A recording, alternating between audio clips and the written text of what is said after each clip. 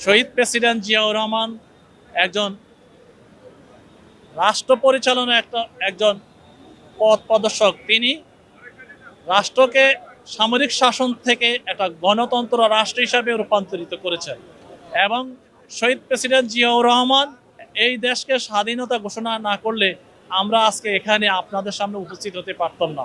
তিনার মৃত্যু এই দেশের মানুষকে কাঁদিয়ে গেছেন, তিনাকে হত্যা করেছেন। আর আমাদের বেগম খালেদা জিয়া, তিনার মৃত্যুতে আজকে এই দেশের 16 কোটি মানুষের মন কাঁদতেছে। আজকে আমরা বাংলাদেশ একজন সুদক্ষ একজন অভিভাবক হারিয়েছেন এবং এই খালেদা জিয়ার যে মামলা, দীর্ঘ কারাবাস ছিল। আমি ওনার মামলা পরিচালনায় একজন আইনজীবী ছিলাম 2012 সাল থেকে। বেগম খালেদা জিয়ার অতি নিকটে আমি উপস্থিত হতে পেরেছি।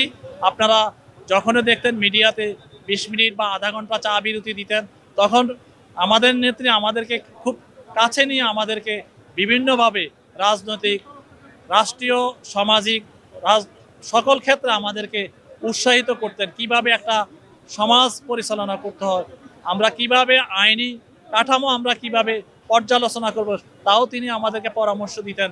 তিনার আদর্শ বা তিনার কর্মময় জীবনটা আমাদের জন্য একটা অনেক মাইল ফলক।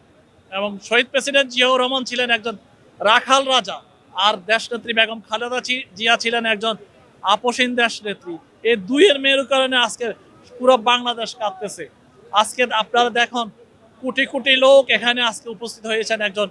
সাধারণ একজন নারী, গ্রাম অঞ্চলে একজন নারী, তিনি একজন নারী থেকে, ক্ষুদ্র একজন নারী থেকে তিনি প্রধানমন্ত্রী হয়েছেন, এই দেশ পরিচালনা করেছেন। তিনার মৃত্যুতে আজকে পুরো দেশ কাঁদতেছে, পুরো পৃথিবী কাঁদতেছে। আপনারা সকলে দেখছেন, জাতিসংঘ বেগম খালেদা জিয়ার মৃত্যুতে শোক প্রস্তাব এনেছেন। আমাদের পার্শ্ববর্তী যতগুলো দেশ, ভারত, পাকিস্তান, বার্মা এবং 197টি দেশ, সকল দেশে আজকে বেগম খালেদা জিয়ার যে মৃত্যুতে সমবেদনা জানিয়েছেন। এবং আমি জাতিসংঘকে একটা কথা বলবো, আমাদের বেগম খালেদা জিয়াকে আগামী নোবেল পুরস্কারের জন্য, মরণোত্তর নোবেল পুরস্কার দেওয়ার জন্য জাতিসংঘ নোবেল কমিটিকে সুপারিশ করবেন। আমি আশা করি ইনশাল্লাহ বেগম খালেদা জিয়ার উত্তরসূরি হচ্ছে জনাব তারেক রহমান। তিনি ইনশাল্লাহ, আমি আশা করি বেগম খালেদা জিয়ার যে কর্মময় জীবন, শহীদ প্রেসিডেন্ট জিয়াউর রহমানের যে কর্মময় জীবন, সেটা তিনি অক্ষরে অক্ষরে পালন করবে এবং সেটা জাতীয়তাবাদী দলের সকল কর্মী, নেতা সকলেই সে আদর্শ ধরে রাখবে ইনশাল্লাহ।